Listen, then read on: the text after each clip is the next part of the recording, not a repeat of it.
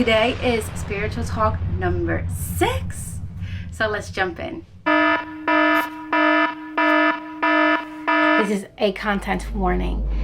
Today's episode we will be talking about body dysmorphia, eating disorders, and stuff of that nature. So I'm letting you know now, it's going to get real, it's going to get deep.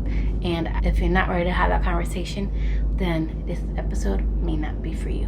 All right? Fair warning. It's a girl. It's a girl. Hello and welcome to Living as Carmen.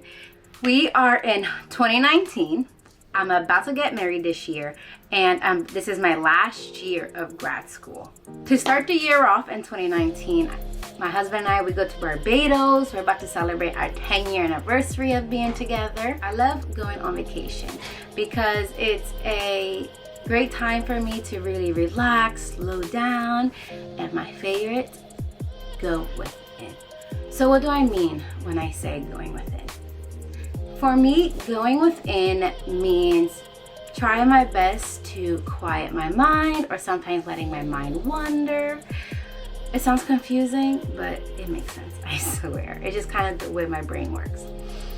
When I do this, I'm trying to find what I need to heal, what I need to work on, and how I'm going to do that.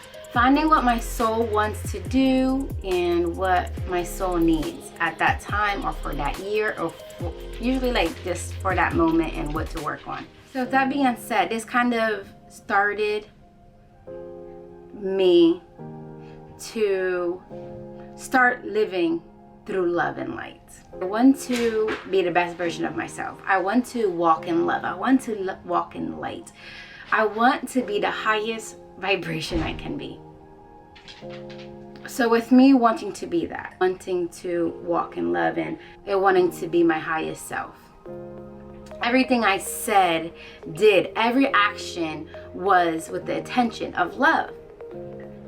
But I can't really go too in depth right now in that part, and I actually have to pause because I started to realize something very important around August, September.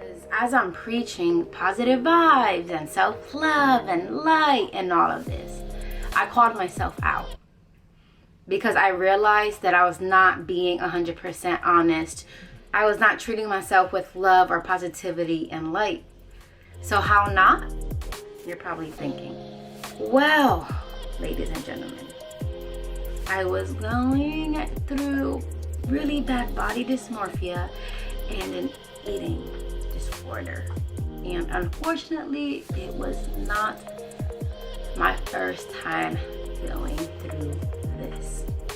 Part of that was that I needed to look a certain way, which was something I always felt and struggled with for like 12 years. And I didn't really realize this struggle until after my wedding in September. This started my senior year of high school during prom in terms of eating and purging. However, years afterwards, it then became extremes in working out and dieting.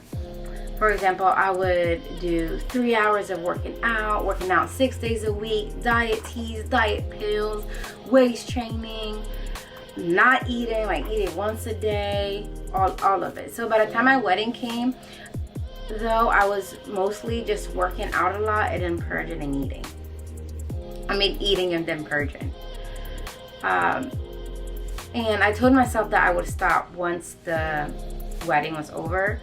However, I didn't, and I kept going until I decided to seek professional help on October 12th, 2019, which was the last time that I made myself vomit after eating. I met with a male psychologist for about 6 weeks. It was very hard and uncomfortable. That same week, I openly shared this with my husband of 10 years and my immediate family, like my brothers, my sisters, my parents.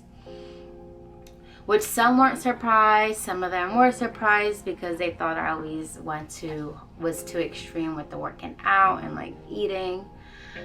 But they were mostly all surprised about the eating and purging part of it. I got so freaking good at hiding what I was doing. I got good at not getting caught or people questioning about this. However, I did almost get caught by my aunt during high school, so I got better as an adult, right? So I would plan my meals, and if after that meal, if I was going to purge, I would do it in bathrooms that were isolated from people. If I was driving, I would pull over at specific spots because I didn't want a chance that my husband was going to be home and then not being able to do it. But sometimes if I was like far away, I would do it at a random spot and just like pull over, throw up, and then get back in the car and act like nothing happened. So with therapy, so it kind of helped me and kind of didn't. I feel like therapy kind of opened the door for me to be able to heal. I went to therapy for 6 weeks, and then I stopped doing the therapy, but I continued doing the work that I had to do within myself. Like on social media, I started following people or pages that I kind of vibed with, that I liked. And I also found some other people that was going through what I was going through. After all this, I view everything so differently now. The way I eat, what I eat, my workouts, it's all with a intention. Because I do love myself and I do care for myself. You know, so going to therapy did help me kind of realize that I have boundaries. I have to set my boundaries. There are certain things I know I can't do or participate in because it can be very triggering, which I obviously still have to work on. I talk to myself differently now. I know that my worth is not valued by a number on a freaking scale or how flat my stomach is or if I have abs. You know, none of that matters. I work out and have a certain balanced diet because I love myself, because of all the benefits it has to my mind, my body, my soul, my spirit, because overall it's the best thing that I can do for myself. And the fact that it changes the way my body looks on the outside, that is just like another benefit from it, you know. But my focus isn't how I look physically. It's not the outside. It's all starts with the inside. That's all for today's spiritual talk. Go within, call yourself out, and work on yourself, and continue being great. Peace and love.